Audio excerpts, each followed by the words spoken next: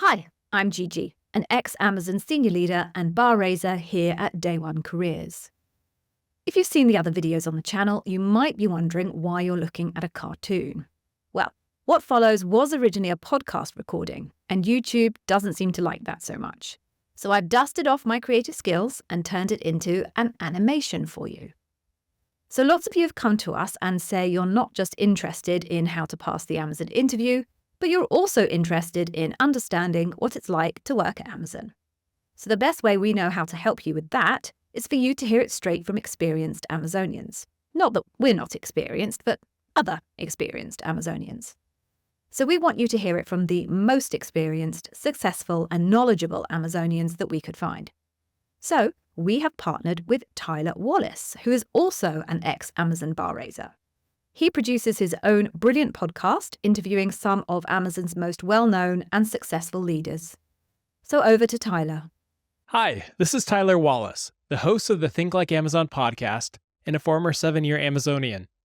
During my time at Amazon, I had amazing opportunities to build and lead teams in Amazon retail, marketing, and marketplace across the US and Canada and spanning various product categories.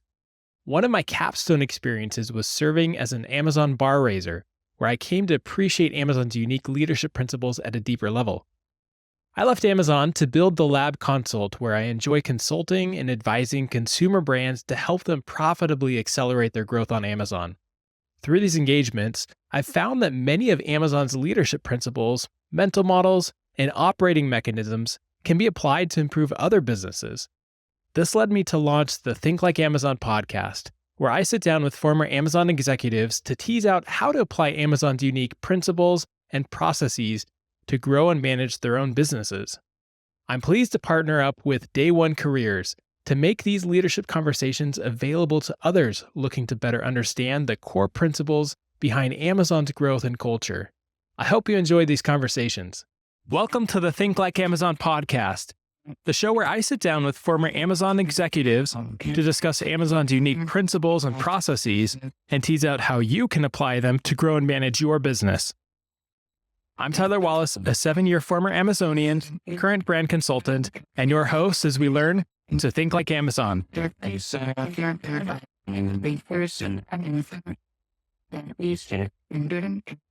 Welcome to the Think Like Amazon podcast. Today I'm pleased to welcome my guest, John Olson. John has been an HR executive for over 20 years, initially at GE and Microsoft before joining Amazon in 2012. During his nearly 7 years at Amazon, John led global HR teams, first as VP of HR for Kindle and subsequently as VP of HR for worldwide operations. In 2019, John left Amazon to move with his family to New Zealand, where he now uses his background to help businesses in New Zealand and around the world. John, welcome to the show. Thank you, Tyler. Great to be here and enjoyed listening to your podcast so far. Thank you. And coming from New Zealand, I think this is the most long distance guest interview that we've had today on the podcast. So I appreciate you joining us. I give a very high level of your background. So maybe to kick it off, can you tell us a little bit more about yourself and your work at Amazon? Yeah, so to your point, I joined Amazon in 2012. I actually had declined a couple offers from Amazon prior to that. It was my third time around. And the reason I joined was I loved my Kindle. I absolutely loved my Kindle. And I got a call one day, and I've been working on Windows Phone and Skype at Microsoft for quite a bit of time. And this opportunity to work on a product that I loved and used every day was just too tempting to pass up.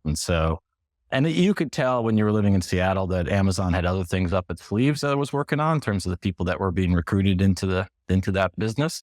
And so super excited to go join it. And that was to the other point. The thing I also loved about Amazon was I clicked the button and the package showed up at my door.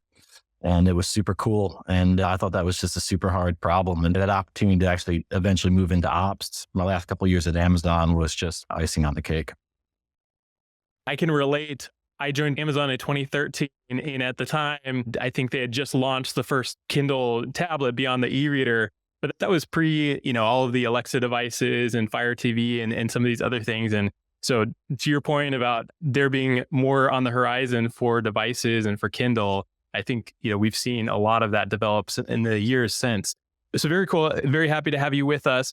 As we were discussing before the show here, one of the principles that we'd like to dive into and spend a little bit more time on is one of the more multifaceted leadership principles at Amazon, which is have backbone, disagree, and commit. And some people even talk about this as having two different parts or components. And for those less familiar with what this leadership principle is, at Amazon, it's defined as leaders are obligated to respectfully challenge decisions when they disagree, even when doing so is uncomfortable or exhausting. Leaders have conviction and are tenacious. They do not compromise for the sake of social cohesion. Once a decision is determined, they commit wholly. So in talking about this, have backbone, disagree, and commit, can you tell us a little bit about how you've seen the have backbone and disagree and commit components in your time at Amazon, and maybe how these first and second half of the principle differ and how they tie together? Yeah, so I think to me, it's a super important leadership principle. It's one that when I was there, it's really easy to get into just thinking about disagree and commit. You got to come back to the have backbone and really have a good way and an environment where people can discuss openly their ideas and what they think is the right thing to go do. And getting that right is hard. It's hard for leaders, but it's something I think you got to work at. And we can talk a little bit more about some mechanisms around that. And it's not always natural, right? It's not always natural, especially when you're hiring. So at Kindle, we're hiring a ton of people, ops hiring a ton of people come from other companies. And this concept that you can openly engage, openly disagree, and there are no repercussions isn't something you find in every company. And I think to me, it's one of the secrets behind Amazon, because it really allows you to tap into that collective intelligence, wisdom, energy of the team of people that you've hired to go solve really hard problems and allow them to really wrestle with it to the ground and find the best solution. The interesting thing though is when disagree and commit is then how do you move at pace? And you have to move at pace, you do have to commit to a path. You have to have a way to monitor your success along that path. I find the trick always with teams is when do you move from having backbone to deciding that you're actually going to disagree and commit and actually make the decision and go. And it's that transition that is, to me, a little more art than science, and something that everybody kind of wrestles with in their own way and figures out a way forward. Yeah, and that's a really great point, maybe to dig into a little bit more in terms of disagreeing and having backbone and getting the data on the table. To your point, you can't slow down and you can't run into analysis paralysis or just debate ad nauseum without ever arriving to a solution moving forward. I know you mentioned it's a little bit more art than science, but from your experience, are there certain signals or points in the decision life cycle where it starts to feel like, okay, we need to come together and make a decision and start moving forward, get to that commit portion of the principle? Yeah, I think, look at a couple things that you look for personally is you're starting to rehash the same arguments over and over again. I think then you're in the cycle of analysis paralysis. And I think you have to help a team come back to what is the ground truth of what we're trying to accomplish? What does success look like in the moment? And let's judge what we're talking about against that. And if we're unclear on those things, then let's get really clear on those things and then have a discussion and a debate about what's the right path forward. Oftentimes I find that the reason that there's, to use your quote, analysis paralysis is because we haven't actually agreed on what problem we want to go solve. Everybody's got a different perception of the problem, a different angle they're coming from, all equally valid based upon their own viewpoints and perspective. But we haven't spent time really coming together and saying, what is it that we want to go do? What customer problem are we trying to solve? And why is it important? And usually when we got clarity around that, usually things move very fast after that. And I think that's why the writing culture at Amazon is just such a useful tool. It really hones down, what are you trying to do? Why are you trying to do it? It's in black and white. There's data to support it. You can debate that data, but it makes it very clear what is trying to be accomplished. I really like that.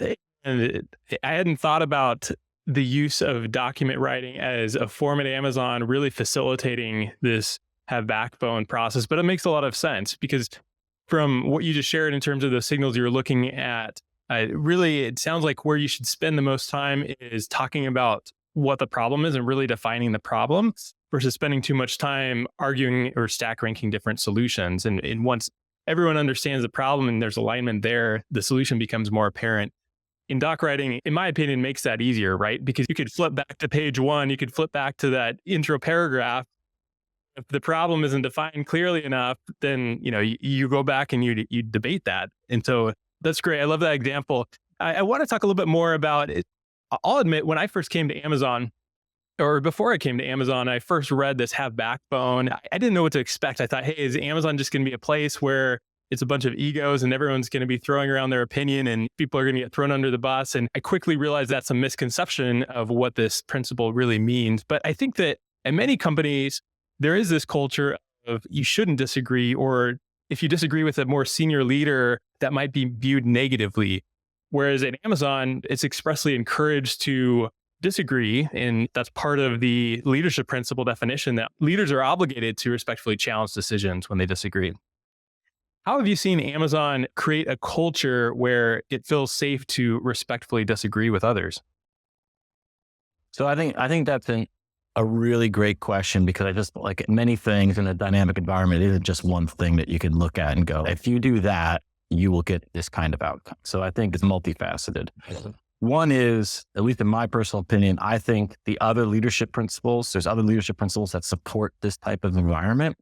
So leadership, very focused on customer obsession. So we kind of know what problem we're trying to go solve. We have a principle around assisting highest standards, right? So we know the bar that we're setting for ourselves on what we want to go do. So it gives an environment that's safe to debate about that. And also this concept, which is earned trust, which has been modified over the years, I think is also super important, right? And we could debate whether there's a couple others that you want to think about, but I think those types of leadership principles, to me, they're inputs to help an environment that's safe to have this kind of dialogue. And so if you think about that from an input perspective, then what do you go do? Then I go make sure I hire people that I think align with that type of ethos. Don't have to have the same background. We don't have to have the same ideas on ways to solve problems, but we have a similar proclivity towards how we think we should operate. And so I think that hiring process helps. And then I think the second piece is there are just some mechanisms. We talked about doc writing already, right? And I think sometimes doc writing is always about the 6-pager, but sometimes we would just do a quick 1-pager just to define the problem for everybody to get on the same page. And I think finally the Amazon focus on data helps take a lot of egos out of it, and letting data guide you to where, as far as it can, on a solution to where you have to fix the rest of it with maybe potentially a judgment call, I think helps a ton. So multiple inputs from a leadership principle perspective, how you hire, and I think just some kind of almost social engineering mechanisms like doc, like the idea of a heavy reliance on data, helps make things easier to debate around a table, in my opinion. I really like how you tied in the different leadership principles and illustrated how those are almost prerequisites for having a strong have backbone, disagree, and commit culture in a company. Listening to the few that you pointed out, it sounds like you really have to have that alignment behind a goal or a vision, the customer obsession and insist on highest standards. You have to be aligned that everyone wants to do the best thing at the highest standard for customers. And then the earned trust that you talk about is really, I've found, to help focus on objective decision-making versus subjective opinion. So that's really helpful to understand how those fit together. John, you spent a number of years leading organizations and large teams at Amazon.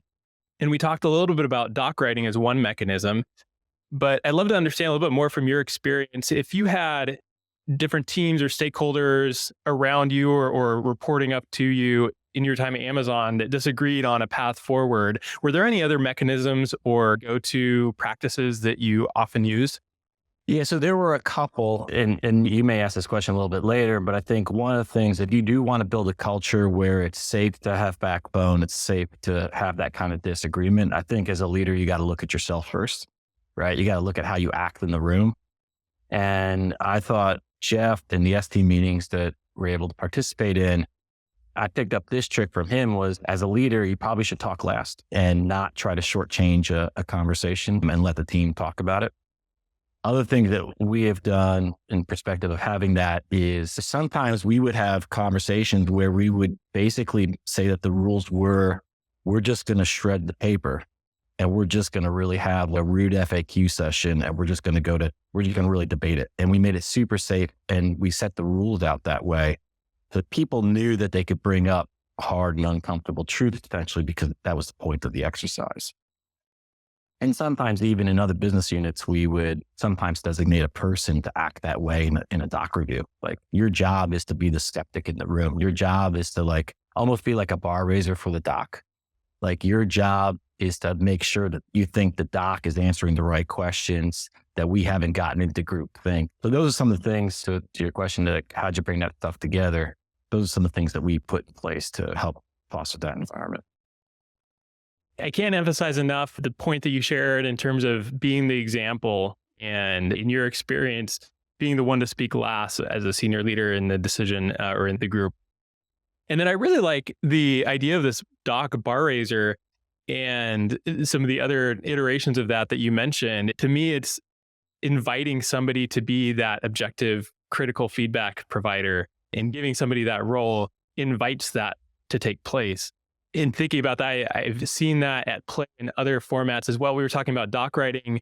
One of the sections I saw frequently in some of our quarterly business review documents was this hotly debated topic section, where we would deliberately say, hey, you're supposed to bring up a topic in this section of the document that is hotly debated, meaning that there is an alignment. And in going through that process, it forced the doc writer to think about it objectively, to think about it from multiple angles and to use data, because if you just air your dirty laundry and complain in that section, it's not going to look very good on you as the writer. And so it was that exercise in that expectation that you were inviting disagreements that I thought helped bring that out. I'd say just to build on that, two other things, whether they're in docs or they're discussions, so like people who are outside of Amazon listening to this and may not, doc writing culture takes a lot of effort. I've not been successful in getting a lot of people convinced to do it all the time, even though I think it's awesome. I don't know if, for your perspective, but having a discussion about dogs. So what are the topics that like didn't quite make the list, but the team is worried about, and encouraging teams not to have a filter about what they list there. Super interesting conversation, right? Because you teed up a bunch of things that are percolating around an organization. And I found those really helpful in quarterly reviews and MBRs. And what you end up doing with those things is sometimes you get into meetings where one individual may be quiet a lot, and you've tried to bring them out. You've asked them for their opinion, or for whatever reason, they're an introvert. It's cool. That's okay. Everybody's got different styles. But then like you get to a dog's not barking and like their line item comes up, and then you see the passion, and then they talk, and then like at least a whole bunch of other things. Whether you do anything with it or not is a different discussion, but the fact that people learn that they have the freedom to comment, I think is super important without repercussions. And yeah, so I think dogs not barking is, I'd like to say I take credit for that, putting in our doc. Someone else did that on my team, and I thought it was a great addition. I love that. And to your point about doc writing cultures, I'm with you. I'm biased towards having docs and the value that brings, but presumably somebody could have a dogs not barking slide or a hotly debated topic slide in a presentation or in, whatever format is covered in an agenda of a meeting. But the concept of we're going to formally invite this difficult topic, or we're going to encourage this conversation that maybe isn't easy for everybody to have, but is important for the room to discuss. Another component of the principle here, it really talks about how leaders must be tenacious, and it warns against compromise. Was there ever a time, and this might be a positive example from some of your experience at Amazon, where there seemed to be like a quick answer, but because somebody helped further that conversation along, and there was some of this invited conversation and dialogue and debate, you ended up finding a much better answer that had a better long-term benefit because there was that initial disagreement. Yeah, without going to like specific examples, mostly that pattern matched to when we would get around the table and we were trying to develop a program to solve a particular problem. And yeah, and we thought we had defined the problem. We thought we had defined our objective, call it fitness function measures. We had our tenets, everything kind of grew. But we just could not land on a solution. We just couldn't, for whatever reason, we couldn't get there. And I'm not talking about making a judgment call with imperfect data. It just wasn't happening. Like it was just not happening. And I think in those types of situations, I think it's easy to go, right, we're going to go with either the most senior people in the room or just preponderance of people's opinions. And I can remember one time where we had an issue, and we had one individual that they were like a dog with a bone. They were going to give up the ghost on this particular issue. And you got to respect that, right? They were articulate. I think the question we had around the table is probably the solution we had was good enough, but it probably wasn't the best solution at that moment in time. And so what we did was we went out back and validated basically our customer pain point. And we found out that there was a nuance to what we were trying to achieve that hadn't come through. And that individual actually had that knowledge, especially when you're managing global teams, right? Sometimes you don't always understand what's happening at a local level and you try to abstract too far. And it delayed a decision. We rapidly cycled on getting the data and going out and stress testing what we thought was the right answer. And we came back and actually with a few minor tweaks, we landed something that was really great. But I think combination of that individual having backbone, the team listening to that individual, we had an environment where we were focused on earning trust and having high standards. And so we went off and iterated on that. And I think we came back with a better solution. And we still got it in on time. So actually the fear of being slow actually not being a real fear. And quite frankly, if we had rolled it out, the rework would have taken us longer anyway. So we were better off waiting a few days than doing a bunch of rework. I love that. And it reminds me of the quote. I don't even remember who it's attributed to, but if you give me an hour to chop down a tree, I'm going to spend 50 minutes sharpening my axe and 10 minutes chopping. I'm probably not getting that perfect, but to your example, it's worth the investment to debate and get that decision right to prevent all the rework and churn down the road of making a wrong decision. Yeah. And I think a couple of your podcasts ago, they talk about one-way doors and two-way doors. In that example, it wasn't a two-way door, right? If it was a two-way door, you might have changed it a little bit, but we had to, for that decision, it was more one way for us. I want to also address the fact, John, that in your roles at Amazon, you were working with global teams where folks were calling in and remote and joining probably over similar web chats to what we're using here for this podcast. And I think a lot of folks are probably experiencing this now with COVID and working remote for the last several months or a year, where many of us are over Zoom or Skype or what have you. It can be more challenging to invite disagreement and invite debate when you can't have these sidebar conversations and you're all just looking at the same screen.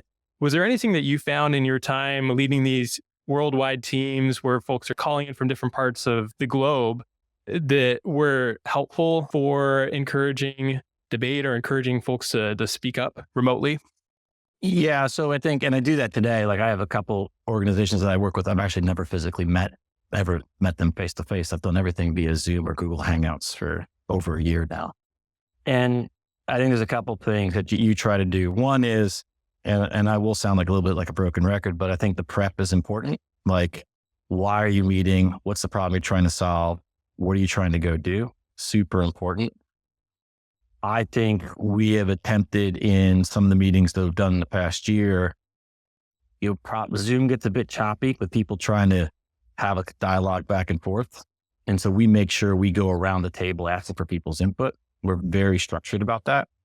You don't have to be as structured about that when you're in a room. You can tell by body language. You can tell by what have you, whether someone's got something to say. But when you're on Zoom, and especially when they've all turned their cameras off and all names, like you have no idea what's going on. And so being thoughtful about, and then we're really thoughtful about summarizing what decisions we've made and why we've done it. And these are environments where, when you have a written doc, it's a little bit easier, but when you don't have a written doc, I think you have to come back and summarize and be clear about what you've decided, why you've decided it, and allowing for one last round of input. And then the final thing, which I think can't be overstated, and I've really encouraged a lot of organizations to do this during COVID when they've been restricted from face-to-face, is, especially for key people in your organization, I try not to make the only time I talk to them be in a structure. I think you have to take time to build relationships. And when I'm in Seattle and someone's in Germany and we may see each other physically together once a year, I would make it a point to, hey, let's get together and have a 30-minute chat. And they'd be like, what's the topic? Well, there is no topic. Like, I just want to check in and see how you're doing and see what we can talk about. And so I think you have to work harder at building that personal rapport. And so if you have structure to the meeting and you've created some relationships outside of meetings, I think those two things combined together give you a relatively good chance of having good dialogue over Zoom. That's a great process and mental model for thinking about how to invite disagreement and healthy debate with remote teams and remote environments like this.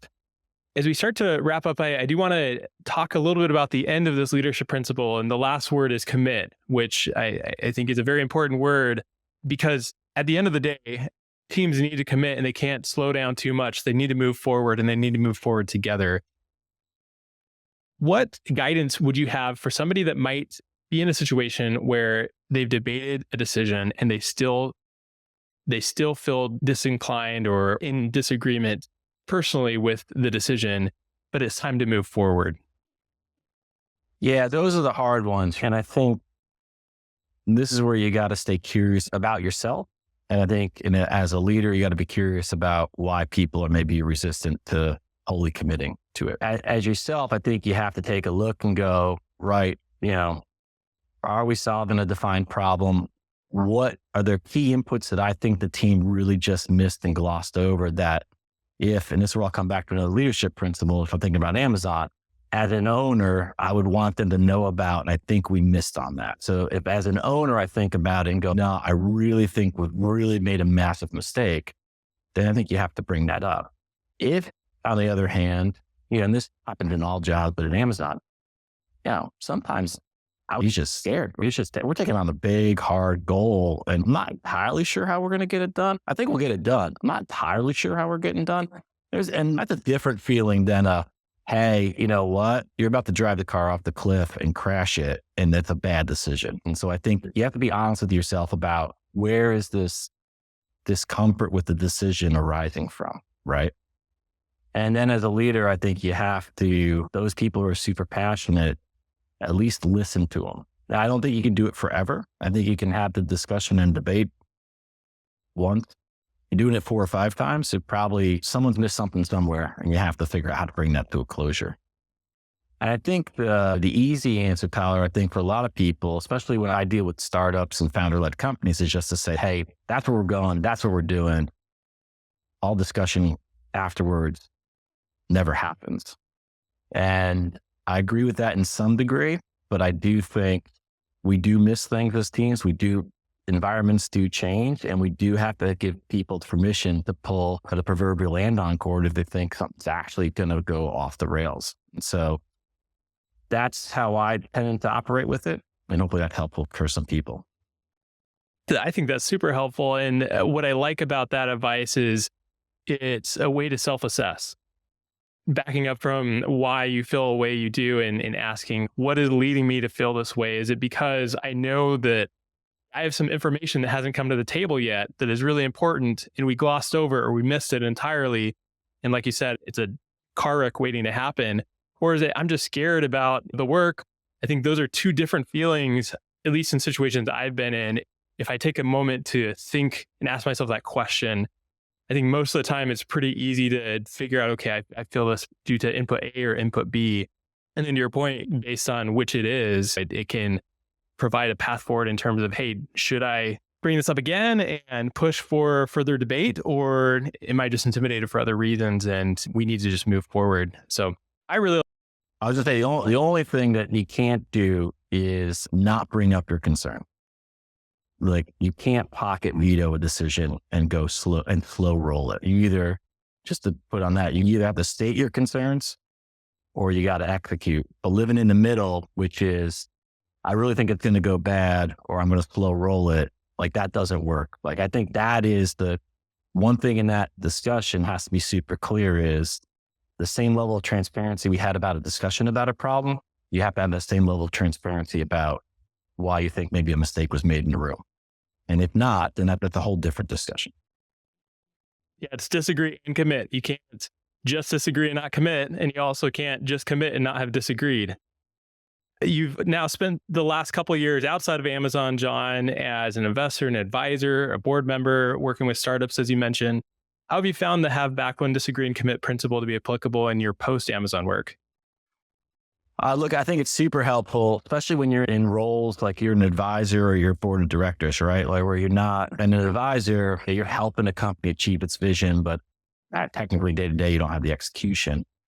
And in that environment, I found it to be super helpful to be super clear about why am I working with a founder and what is it that you want to get out of that relationship? And I lean on the have backbone. And I'm pretty clear with if it's just someone to rubber stamp what you want to go do, I'm not your guy to have that conversation. I think it's really important in governance work. It's really important in governance work to have backbone. I think it's very easy in a board role to delegate a bunch to management, assume they've got it covered, not inspect the details, not understand it. I'm not talking about operating the company, but I do think you should audit what's going on and understand what are the things that we're trying to achieve as a company.